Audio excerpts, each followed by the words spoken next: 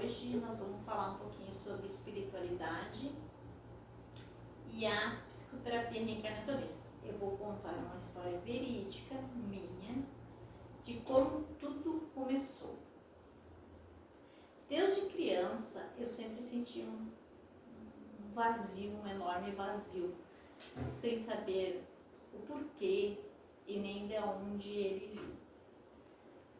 E conforme o tempo foi passando, as coisas foram piorando. E quando eu tive a minha segunda filha, isso ficou quase que insuportável esse vazio.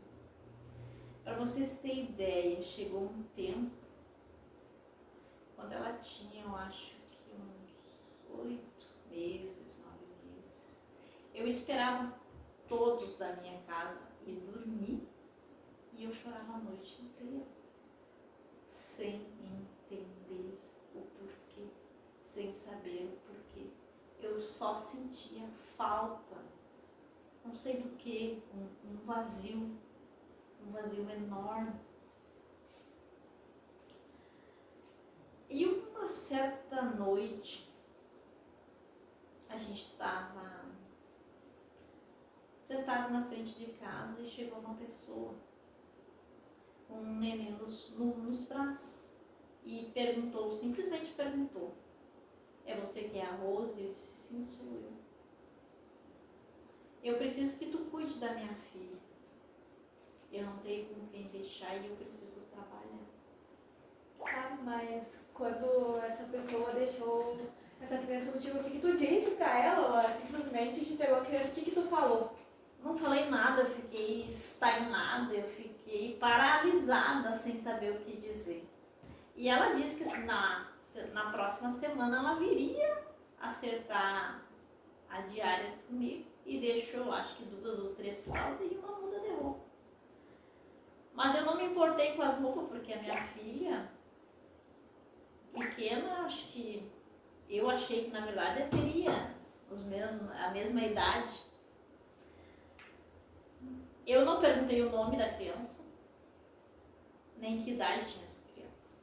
Mas só que era uma criança grande. E eu achei que teria uns 8, 9 meses. E dei leite de caixinha. E essa criança deu uma dor de barriga, vomitou, passou muito mal. Sim, né? Na tua percepção, a criança teria a mesma idade da tua filha, por ser Exatamente, muito grande. exatamente. Mas aquilo parece que preencheu um buraco que estava vazio. E eu cuidei dessa criança como se fosse minha. Só que passou uma semana, a mãe não apareceu. Passou a segunda semana, a mãe não apareceu. Na terceira semana ela apareceu. Trouxe 1 litro de leite, eu acho que mais um pacote de fralda. E disse que viria no final do mês acertar o resto. Ah, tudo bem. E a criança foi ficando. E a gente descobriu de onde era a criança, onde a mãe trabalhava. Aí eu levava lá de vez em quando para ela olhar a criança, para ela ver a criança. Aí eu fiquei sabendo que ela queria doar essa criança. E eu queria muito essa criança. Claro, nesse período provavelmente vocês já tinham se apegado na Tinha um criança, vínculo, já né? fazia parte da família, já era aquela outra sensação de vazio também, já tinha passado e, enfim, era uma criança do tamanho da tua, eram 2 Mas crianças só que do mesmo tamanho. a gente era pobre, bem pobre. E a realidade daquele tempo, né, até das famílias mais pobres, é diferente da de hoje, né? Hoje em dia a gente tem tantas outras formas, né, de auxílio, de ajuda. Naquela época era vocês com 2 crianças, 2 E crianças daí, pequenas. eu pedi, numa dessas visitas, o certidão de nascimento da criança.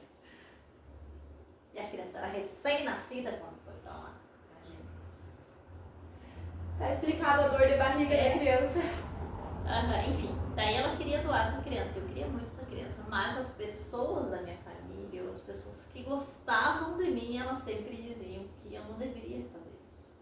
E a gente tinha uma vizinha que teve uma experiência com adoções e ela não foi muito infeliz com essas adoções.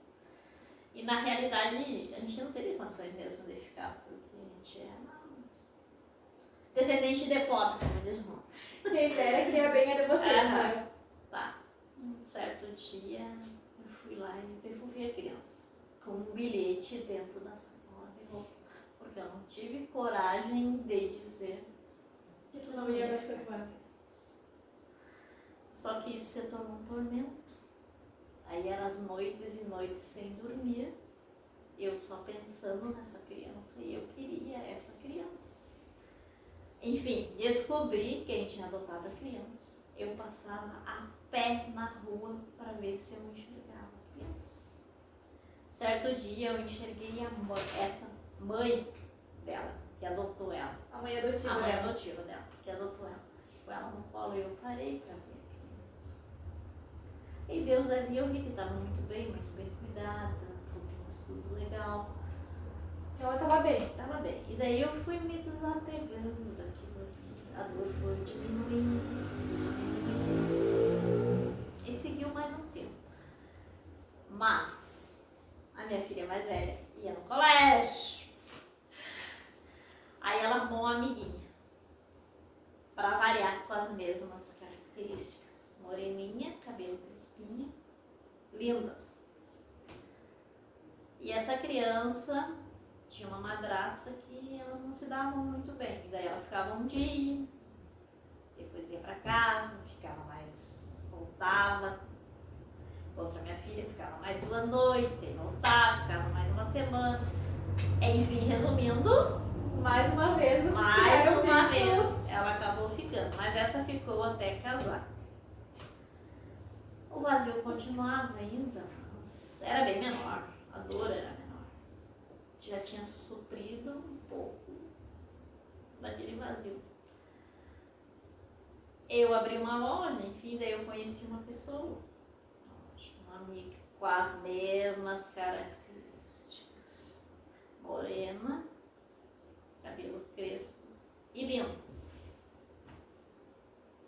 E eu me apeguei nessa pessoa, eu gostava dessa pessoa como se fosse minha, como se fosse da minha família. Enfim. Daí, eu fechei a loja e aí fui fazer um curso de psicoterapia reencarnacionista. Fui fazer investigações do inconsciente, as regressões, como dizem popularmente.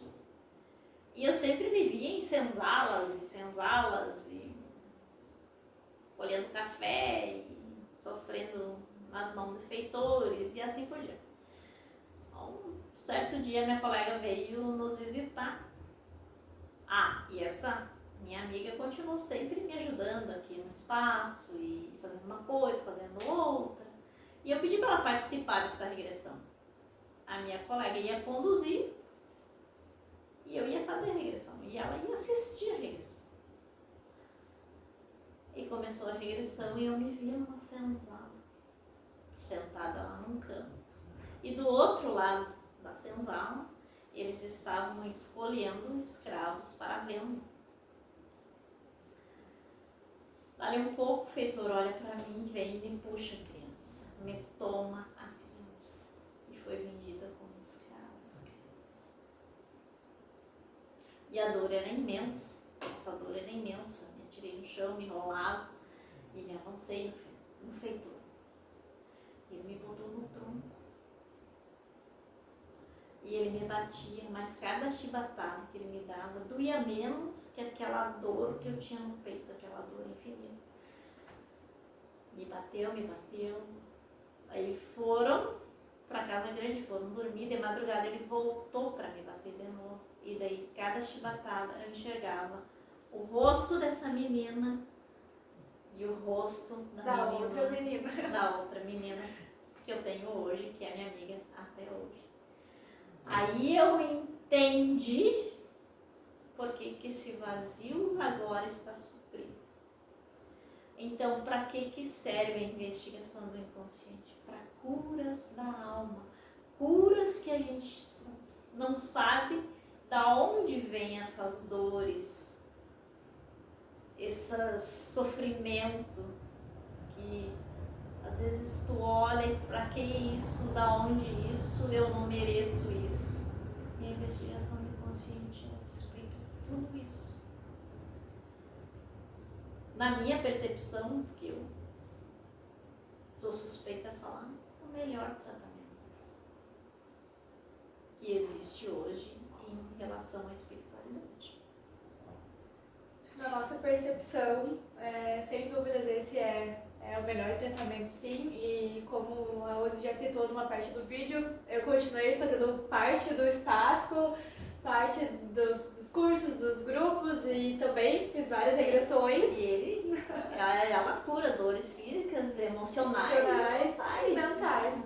Eu acho não, hoje esse vazio que ambas tinham, ele foi suprido, a gente conseguiu entender e curar muitas coisas, e no próximo vídeo, então, a gente conta pra vocês como foi a minha parte da experiência, né, com as regressões, e conta um pouquinho pra vocês como foi também participar, assistir nessa regressão que a Rose fez, e foi onde a gente se identificou e se reconheceu numa outra vida.